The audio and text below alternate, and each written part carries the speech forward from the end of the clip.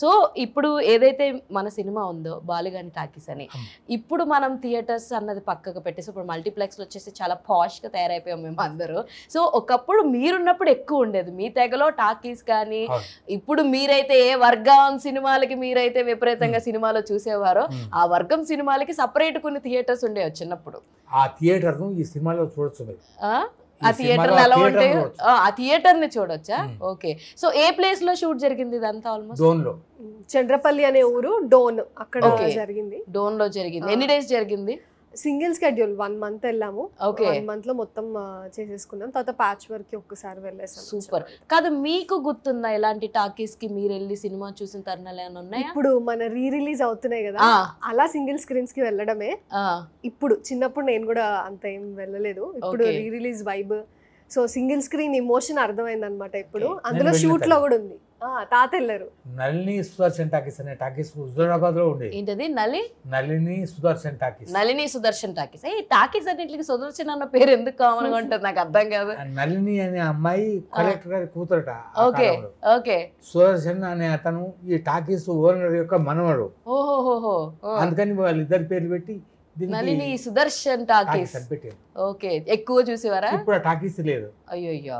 అవును, ఇప్పుడు చాలా వరకు అంతెందుకండి, రీసెంట్గా మనం ఈ కరోనా టైంలో చూసుకోవచ్చు, లేదంటే ఆ తర్వాత చూసుకోవచ్చు, ఏదైనా ఒక సినిమా వస్తే మనం అనుకున్న స్థాయిలో సినిమా ఆడకపోతే మల్టీప్లెక్స్లో ఏముంది, ఏదైనా సినిమా నడుస్తుంది. మరి సింగిల్ స్క్రీన్ థియేటర్స్ పరిస్థితి ఎలాగా?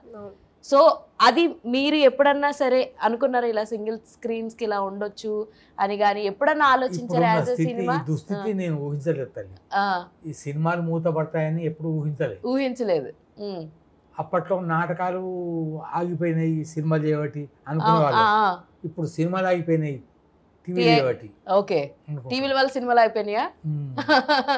కాదు, మీ ఉద్దేశం ప్రకారం ఈ బాలుగాని టాకీస్ లో ఎక్కువ ఏ ఎలిమెంట్స్ ని కవర్ చేస్తారు? ఇందాక మంచి క్వశ్చన్ అడిగారు యాక్చువల్లీ మీరు.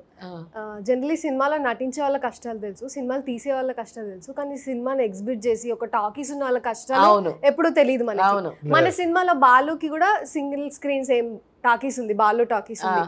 సో అందులో ఎలా అయినా వాళ్ళ ఫాదర్ కి మంచి పేరు, వాళ్ళ ఫాదర్ నుంచి వచ్చింది, ఆయన లేరు, ఆయన పరువు నిలబెట్టాలి అని ఆయన మంచి నిలబెట్టాలి అని. కానీ అలా కొంచెం ట్రాప్ తప్పడు, ఈజీ పాత్ చూస్ చేసుకుందామని.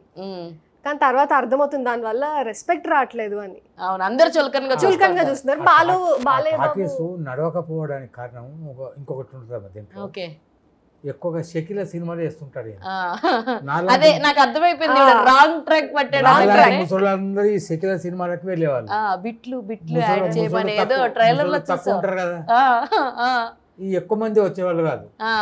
కనుక ఇతనికి ఎట్లా అయినా బాలకృష్ణ గారి సినిమా తీసుకొచ్చేసి హౌస్ఫుల్ చేయించాలి ఈ కోరిక, ఆ సినిమా మళ్ళీ నడిపించడానికి. ఓకే, దానికోసం ప్రయత్నాలు ఎన్ని కష్టాలు పడతాడో. సో మొత్తానికంటే ఈ సినిమాలో ఎట్టకేలకి బాలుగాని టాకీస్ లో బాలకృష్ణ సినిమా వేసాడా లేదా చూడాలి, ఎట్లయినా హౌస్ఫుల్ చేయాలి, అది బాలుకి కావాలి. అందుకే మన ట్యాగ్ లైన్ ఎట్లయినా హౌస్ఫుల్ చేయాలి. నాకు అసలు ట్యాగ్ లైన్ చాలా బాగా నచ్చింది అసలు నిజంగా. ఈ రీ రిలీజెస్ పుణ్యమా అనుకోలో ఏమనుకోలో గానీ మీరు అన్న క్యాప్షన్ రీ రిలీజెస్ కి యాప్ట్ గా సెట్ అయిపోయింది. ఈ మధ్య కాలంలో మనం ఇక్కడ చుట్టుపక్కల చూసుకున్న థియేటర్స్, సింగిల్ థియేటర్స్ ఏవైతే ఉన్నాయో అట్లన్నిటికి నిజంగా మీది కూడా యాక్చువల్లీ ఇప్పుడు మన ఆహాలో అయితే స్ట్రీమ్ అవుతుంది, కానీ ఆహాలో కూడా మొత్తం అన్ని హౌస్ఫుల్ అవ్వాలని కోరుకుంటాను నేనైతే. ఇది ఎలా అవుతుందో తెలియదు కానీ బట్ ట్యాగ్ లైన్ ఎట్లయినా అవుతుందా? అబ్బా, ఎవరు హౌస్ వాళ్ళు ఫుల్ చేసుకుంటారంట అని. బాబా అబ్బా, ముసలోడే గానీ స్టార్టింగ్ లో సైలెంట్ ఉన్నారు అన్నారు. I have a bold meme dialogues అని తాత, ముసలోడే గానీ మహానుభావుడు.